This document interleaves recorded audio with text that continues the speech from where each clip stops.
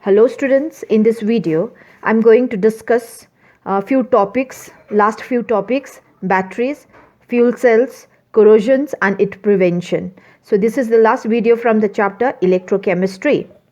So let us first define what is battery. So these are the electrochemical cells which are used commercially to generate electricity, and consist of two or more galvanic cells connected in series, where your chemical energy from the redox reaction will get converted into electrical energy. Now batteries are of two types, primary and secondary. So primary cell is the one which we cannot reuse again. So the reaction here will take place only once, and after using it for a longer period of time it become dead, okay, and cannot be reused. Whereas secondary battery, so we can reuse it again by recharging it. Now there are two type of example for the primary cell in your syllables: dry cell, mercury cell, and for secondary, lead storage battery, nickel cadmium battery. So let us discuss what are the reaction taking place in such cell.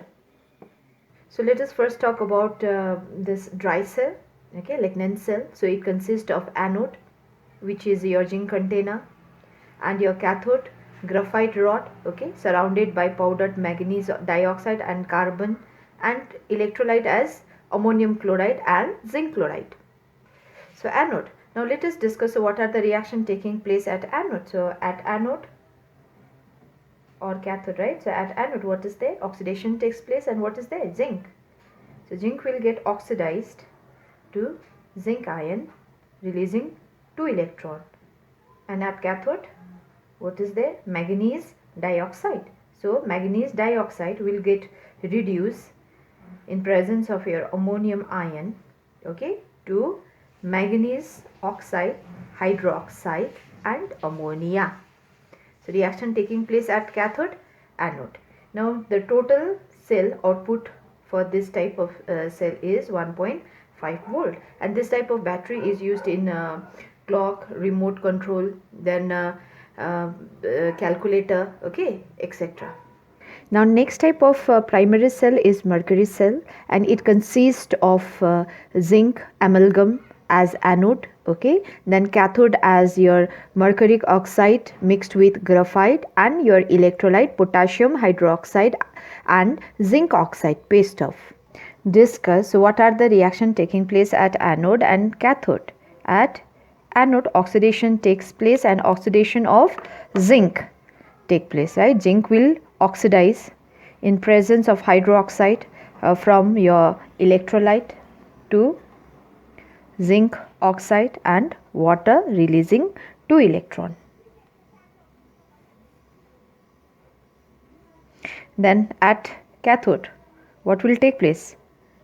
Reduction, right? And what is there at cathode? Mercuric oxide will get reduced after gaining 2 electrons to mercury and the hydroxide ion. So the total output voltage of this cell is 1.35 volt. Now this type of cell is used in the devices where low current is required, like hearing aid or watches. Okay, next is secondary battery, lead storage battery. So that means this we can reuse by recharging it, right? Now it consists of your anode as lead and your cathode as your lead grids filled with your lead dioxide, and electrolyte as sulfuric acid. Now let us discuss the reaction taking place at electrodes. At anode, oxidation takes place, and what is there at anode? Lead. Okay, this one will get oxidized in presence of sulfate ion to lead sulfate and releases 2 electrons. And at cathode, what is there? Lead dioxide. So lead dioxide will get reduced using sulfate ion and your hydrogen ion from sulfuric acid to lead sulfate and water. Okay, so what is the overall reaction taking place? You need to combine the two equations, right? To left side, what are there? Lead oxide, sulfate, same side, sir. So we'll add 2 sulfate ion and 4 hydrogen ion. Now electron are on opposite side, we'll cancel it. So we'll get is 1 1 2, same side again, 2 lead sulfate plus 2 molecule of water. So or we can write this as lead oxide plus sulfuric acid, right? When you combine the two, and it give lead sulfate with water. Now this is the reaction which is taking place during working of the cell, working or discharging of cell. Okay, now what is happening? See the lead oxide, so this is consuming, right? And sulfuric acid also, it is getting consumed. Now because of that, what will happen? The concentration of the electrolyte will slowly decreases, it will reaches the minimum value, and from there it will stop working. Okay, now since this is a secondary battery, so what we can do, we can recharge it. So when we recharge it, so we need to apply is the extra voltage, right, greater than its voltage. So on doing that, so this galvanic cell now convert or will act like a electrolytic cell. So the polarity will change, the reaction will get reversed. So during discharging, during recharging of cell, whatever reaction will take place, it will be reversed of the one which is during the working of the cell. So that means what will happen? Lead sulfate will consume water, the two will combine, it will give lead dioxide and sulfuric acid. So during recharging, slowly the concentration of sulfuric acid will increase, it will reach the minimum required value, and from that time this battery will again start working. Okay, now this type of battery is used mainly in automobiles and in heavy electrical generators or inverters. Okay, so next type of storage battery, secondary battery is your nickel cadmium battery. So where the anode is cadmium, cathode a metal grid containing nickel dioxide, and electrolyte used is potassium hydroxide solution.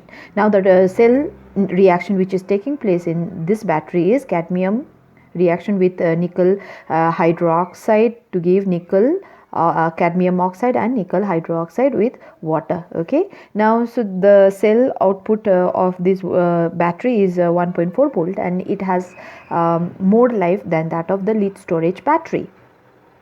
Now next type of cell is the fuel cell, and again this is a galvanic cell, but here the chemical energy from the combustion of the fuel will convert into the electrical energy. Okay, so one of the example which is there in your book is your hydrogen oxygen fuel, and it consists of your anode, cathode, electrolyte. Okay, now anode, cathode both consist of porous carbon, and to anode hydrogen gas is fed, and to cathode oxygen gas is fed, and there will be three chamber. To one chamber anode hydrogen gas is bubbled, to another chamber oxygen gas is bubbled, and at the center of the chamber, so potassium your base will be there, potassium hydroxide. Okay, so three chamber, hydrogen in one anode and oxygen in another cathode, and center chamber there will be a potassium hydroxide. Let us discuss what reaction take place at anode and cathode in fuel cell. So anode, it have your hydrogen gas, so it will get oxidized, right, with the help of your hydroxide from the electrolyte to water and releases electron. So similarly at cathode, oxygen is there, so oxygen will get reduced, right, using your water, your electron to give hydroxide.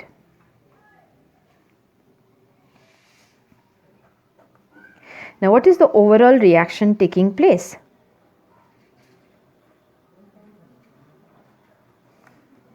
Combine the two reactions. So hydrogen, same side, oxygen, same side, right, and hydroxide will get cancelled, electron will get cancelled, water, right, so they are in opposite side for the two, so they won't get cancelled, minus गर्नु पर्छ, so to water. So this is the reaction which is taking place in a fuel cell. And what are the benefits of using fuel cell? So it is eco-friendly, it will not produce any pollution, it is highly efficient, it is a continuous source of energy. As long as you feed your cell with fuel, it will continuously give the energy, and it is lightweight compared to that heavy generator and all. Okay, now let us discuss corrosion. What is it? So it is your oxidations of metal to give some unwanted product, right? Or we can say that it is a slow eating up of metal by the gases or the moistures or the impurities which is present in the atmosphere, right? And one of the simplest or common example of your corrosion is rusting of an iron. Rusting of an iron, right? So let us study how this rusting of an iron takes place. So the rusting of an iron is also considered as a electrochemical phenomena. Okay. So according to electrochemical theory of rusting, so this anode, it will act as a your pure iron will act as a anode, and cathode impure iron surface. Okay. Now what takes place at anode? Oxidation. So at anode, your iron will get oxidized. When it get oxidized, it will give ferrous ion and your electron. So this electron will slowly move the cathodic side. Okay, there it will be picked up by the hydrogen ion, and that hydrogen ion is usually produced from the impurity. So water, carbon dioxide. So when they mix right on the surface, they will produce carbonic acid, and this carbonic acid will release now hydrogen ion. And this hydrogen ion now will pick your electron and will get reduced, okay, in presence of your atmospheric oxygen to water. Okay, so this is the reaction that is taking place at cathode, and this is the reaction taking place at anode. Now what is the overall reaction then? Overall reaction. So combine the two equation again. So same side ma what are there? Fe, which is solid, then your hydrogen ion from the impurity electron will get cancelled, oxygen from the atmosphere, and it will form water and your ferrous ion. Now this ferrous ion will move slowly toward the surface, okay, where it will get further oxidized by the atmospheric oxygen and the moisture. Now your ferrous ion will move toward the surface, it will get oxidized, further oxidized by the oxygen moisture present in atmosphere to ferric ion. Okay. And now this ferric oxide will get hydrated by X number of moles of your water to give you rust having the formula Fe2O3XH2O. So this is your rust, which is reddish brown in color. Now let us discuss the ways of preventing corrosion. So number one way is the barrier protection, and this is done by applying thin film of non-reactive elements material on the surface of your metals. Okay, so you know very well, right? Painting, by oiling or greasing. Okay, so what will happen? It will prevent your iron to get in contact with the atmosphere. So this is how we can prevent corrosion. Or another way is by applying chemical like bisphenol on the surface of your metal. The number two method is your sacrificial protection. Okay, and in this method your metal is coated with more reactive metal.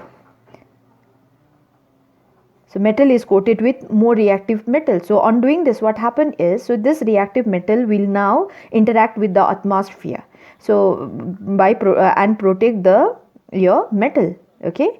Now for example, so iron can be protected by coating it with reactive metal like zinc, aluminium. And when your iron is coated with your zinc, the process is what called galvanization. Now the third way is your cathodic protection. So this is your one of the case of sacrificial protection or the electrical protection. Okay, now this is this method is used to protect your underground pipes or tanks, right? So in this method, what is done is like whatever your tank, so they are now keep in contact with more reactive metal. So on doing this, what happen is your metal now act as the metal which is to be protected. This will now act as a cathode, okay, and this one will now act as a anode. So on doing this, your this metal, more reactive metal, will now get corrode in place of your tank or the pipes. So this is what called cathodic protection, because here your metal to be protected will now act like a cathode. So this is how prevention of corrosion is done, and there are number of ways. Alloying is also one of the way to protect your metal from getting corroded. So thank